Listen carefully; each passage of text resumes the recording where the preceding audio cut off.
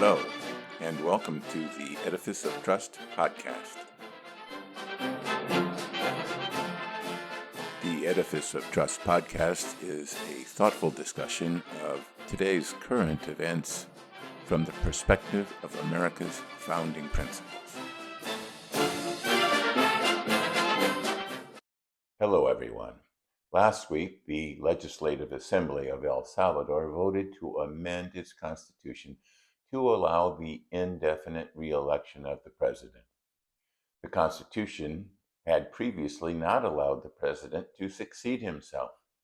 The Constitution of El Salvador is relatively easy to amend, requiring a simple majority vote in the Legislative Assembly in one session and a supermajority vote in the subsequent session to make the change permanent. The current president of El Salvador, Nayib Bukele, defended the change, saying that 90% of the democracies around the world allow the indefinite re-election of a president. Although he neglected to mention that only 2 countries in Latin America allow the indefinite re-election of a president, Venezuela and Nicaragua. Bukele, also known as the world's coolest dictator, had previously been re-elected by resigning from his presidency prior to his second candidacy, saying that because he had resigned, he was not succeeding himself. The Salvador Supreme Court agreed.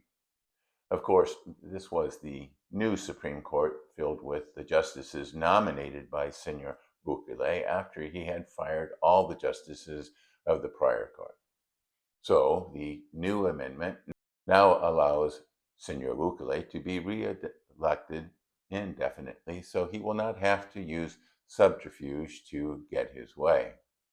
Although Article 248 of the Constitution of El Salvador says, quote, "Under no circumstances may the articles of this Constitution, which refer to the form and system of government, to the territory of the Republic, and to the principle that the President cannot succeed himself, be amended." Most of the people of El Salvador support Senor Bukele's re-election. He won 85% of the vote in his first re-election, and his New Ideas Party controls 57 of the 60 seats in the Legislative Assembly. His popularity and that of his political party is due to his crackdown on gang violence.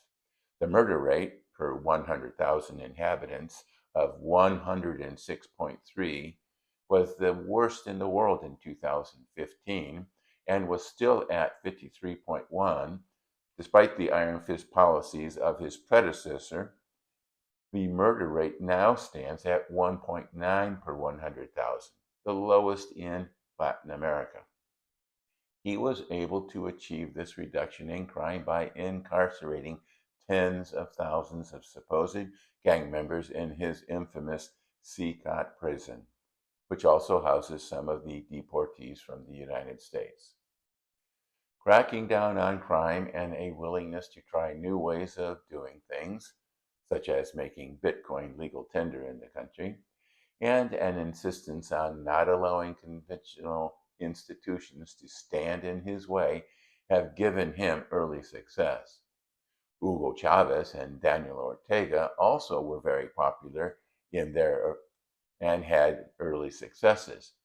After changes of fortune, however, Chavez's chosen successor, Nicolas Maduro, and Daniel Ortega remain in power despite widespread unpopularity. There are a lot of people in the United States that wish the U.S. Constitution was more like the Salvadoran Constitution.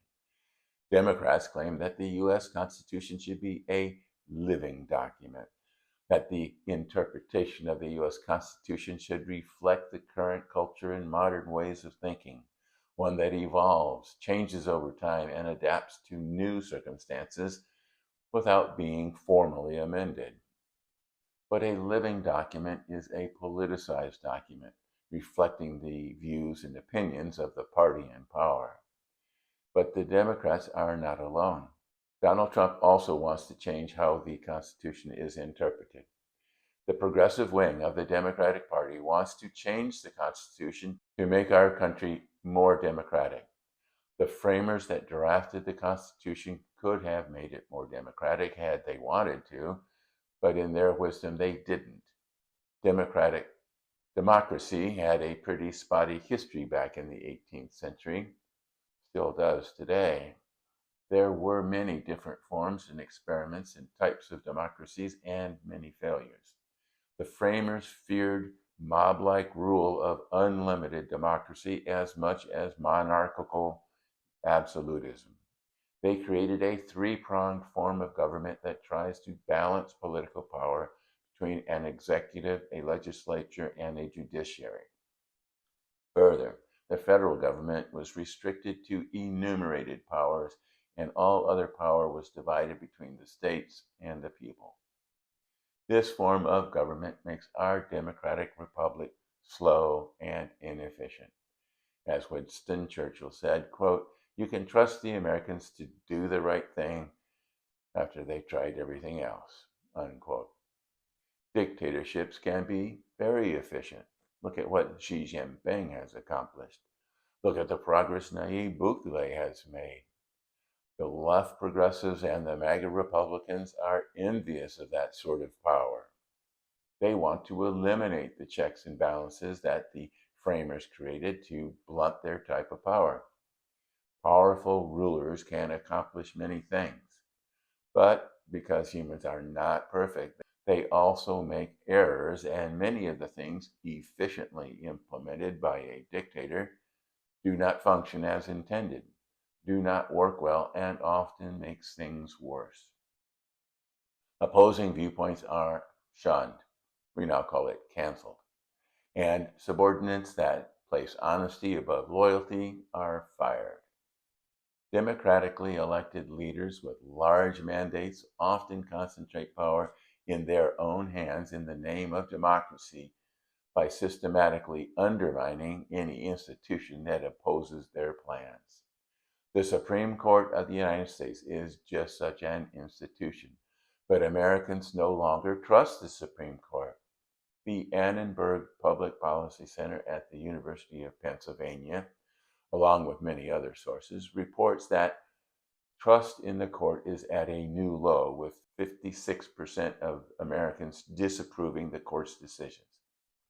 But most of the disapproval is based on partisan politics, with most of the disapproval based on the court's decisions regarding the political agenda rather than the court's adherence to the Constitution. But the U.S. Supreme Court is not supposed to be swayed by public opinion. That is why Supreme Court justices have lifetime tenure. Public opinion can be fickle and can change over time, but the Constitution remains constant and can only be amended based on an overwhelming consensus of the American people.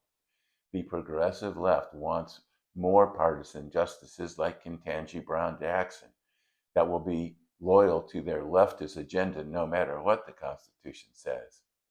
But even the MAGA Republicans are suggesting that some older justices retire so that they can be replaced by someone more loyal to President Trump.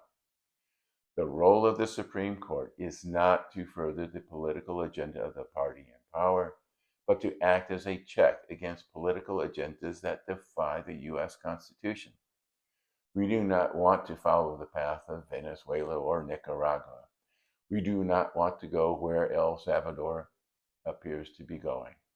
We do not want a constitution that is a living document, but one that reflects the values and principles of the framers.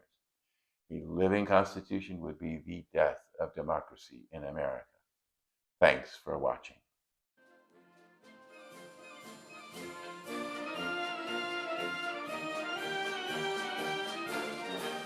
Links to source material used in preparing this podcast can be found on my website, www.edificeoftrust.com.